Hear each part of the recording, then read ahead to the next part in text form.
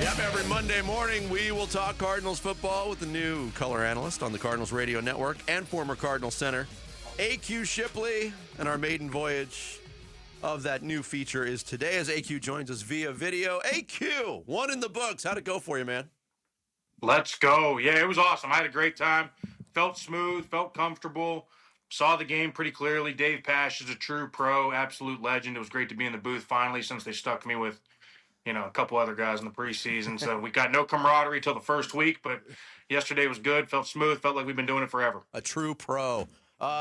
Break down the performance. We've been talking about, look, Cardinals fans are greeted by news when they wake up, if they woke up early. Kyler Murray's under the weather. He's on the injury report, and everybody thinking, oh, no, here we go.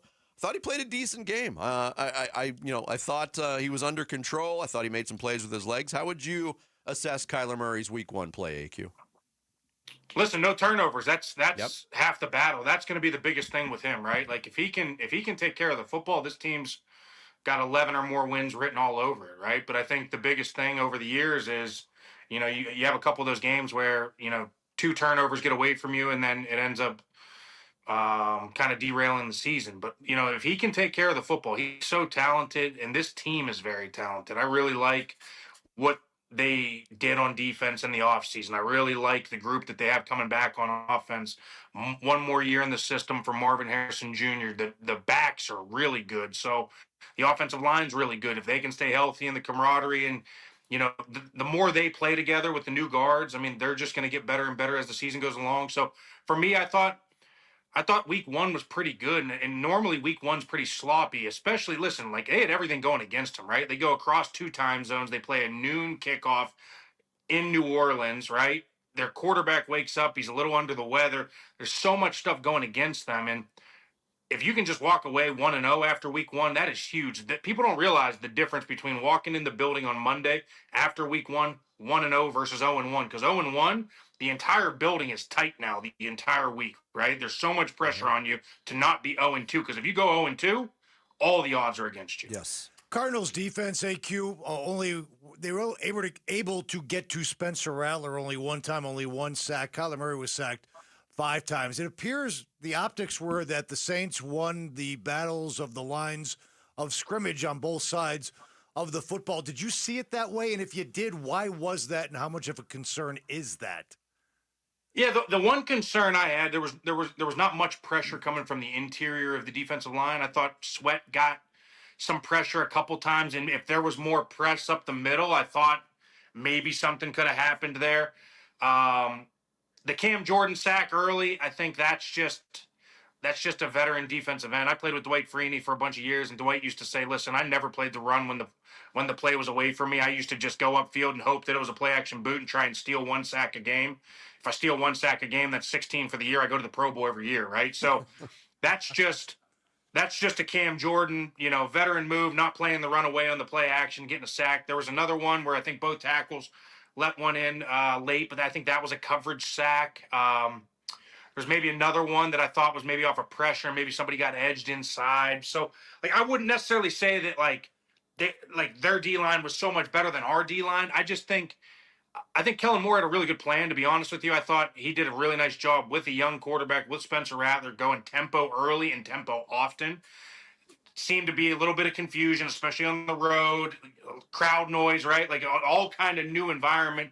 And I thought that they had a pretty good plan for that. But I wouldn't necessarily say it was like a lopsided victory for their lines versus ours. AQ Shipley, our guest. He's going to be our guest every Monday morning here on Bickley and Marotta Mornings, breaking down Cardinals win or lose the day before. In terms of individuals on the offensive line, 4 starters back, the new starter there, Isaiah Adams at right guard. How do you think, because lay people, we don't watch the lines, linemen watch the lines. I'd love to hear your breakdown of him individually and his start in the season opener.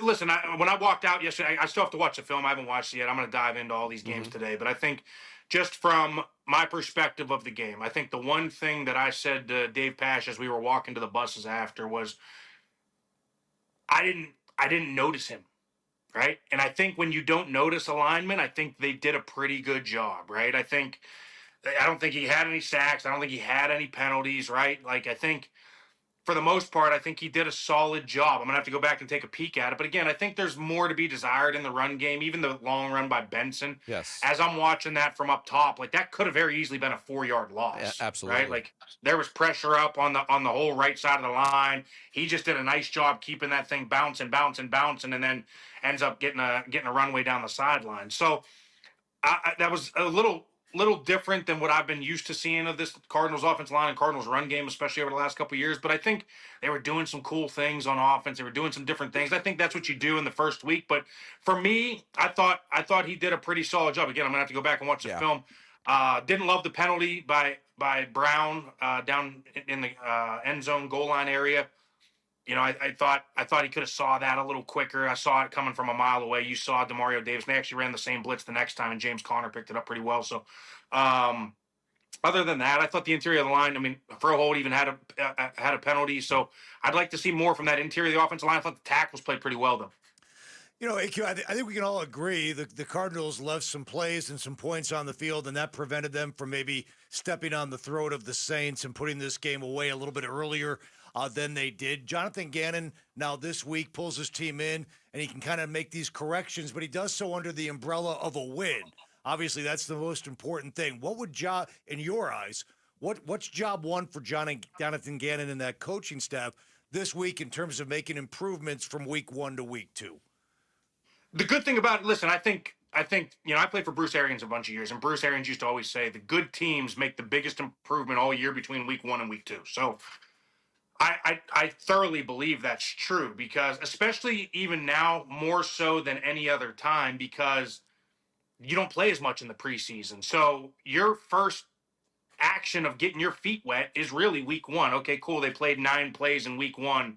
Like that's about it for the preseason, right? So now it's completely different practice versus game. It's also completely different preseason versus game. It's completely different game versus playoff. It's completely different playoff versus Super Bowl, right? So the speed of the game, everything kind of picks up as we move along in this season. So I think now that they got stuff on tape, now that they got a full game under their belt, they've you know, really got their lungs working for 70-something plays, and you know, really went through a whole game against another team and game planned, and you know, how to play the chess match throughout the game and make corrections on the fly and adjustments and doing all these things. Now you can sit there and really make corrections. And now you put together your game plan. Now you start to see what you do well and what you don't do well. Hey, was the gap scheme better? Was the zone scheme better?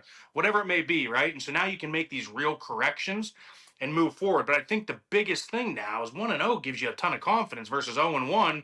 Now you're questioning everything. Yeah. AQ Shipley, our guest here on Bickley and Marotta Mornings. In terms of what the Saints kind of put out there, played with tempo, played with no huddle in week 1, and you just mentioned getting your wind is so important for a full game. But we also know New Orleans, the Superdome, regardless of the quality of the Saints team, can be a really, really difficult environment. I know you played in the Cardinals' last game in New Orleans back in 2019, which was Kyler's rookie season. Kind of stack that up against other places you've played, AQ, in terms of toughness of the crowd and just the environment. Very tough environment. I mean, it's a very tough environment. I mean, I wouldn't put it up there with Seattle, but it is up there. And I mean, when they are rolling, that place gets loud. That who dat thing is super intimidating when it happens early. You know, and last night yesterday afternoon, they were recognizing Taron Armstead, one of their long staple tackles, who's a really good football player, and he's the one who got the crowd going early. It was still pretty loud. Now, whenever they had Breeze and they were rolling and you knew they were, you know, winning the NFC South and challenging for the NFC every year, that thing was really, really rolling, and it's a really tough crowd. And, you know, my last year playing and you know, my only year coaching, so I went back-to-back 2021 being in Tampa, so we played there every year. Yeah. So, you know, I got to see that environment firsthand, and I mean, it can get really tough. And I think the Cardinals did a good job. I mean, their first drive, you know, they start off, they get a first down early, but then they stall out. But then I think they score on their next 3 or 4 possessions. So, you know, to get points on the road in a hostile environment, and listen, I'll be very clear about something. Everybody's going to sit there and say the New Orleans Saints aren't very good.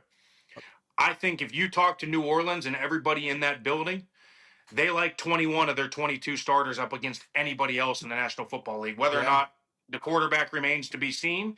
We will find out, but 21 of the 22, they love. Yeah. I'll tell you one thing, if Spencer Rattler plays like he did yesterday, he's going to win some football games this season. Agreed. Hey, AQ, real quick, got about 30 seconds. Having to get Michael Wilson and Zay Jones and Greg Dortch more involved in the offense in terms of targets and receptions. How do the Cardinals do that? Because they need something out of that triumvirate. Yeah, there's no question. I said the same thing. I looked down at one point, and I don't think Zay Jones had a target at one point in the game, and Michael Wilson might have had one catch. I mean, we were talking midway through the third quarter, something like that. And so, I think the biggest thing is, listen, you just got to make that part of your your first 15. Like when you're scripting plays, like get everybody involved early. And I think probably part of it was getting the camaraderie going between Kyler and Marvin, which they did. They did a great job with that. Get the run game going, multiple formations, do some different things, but in that first 15, if we can get just a touch for each one of those guys, now their confidence soars. The coaching staff's confidence soars. Kyler's confidence soars, and that's everything. AQ, glad you're going to be with us every Monday this year, man. We look forward to your next visit. Absolutely. Can't wait, guys. Thanks for watching Bickley and Marotta. Click to see the latest Bickley Blast and hit the button in the middle to subscribe to Arizona Sports.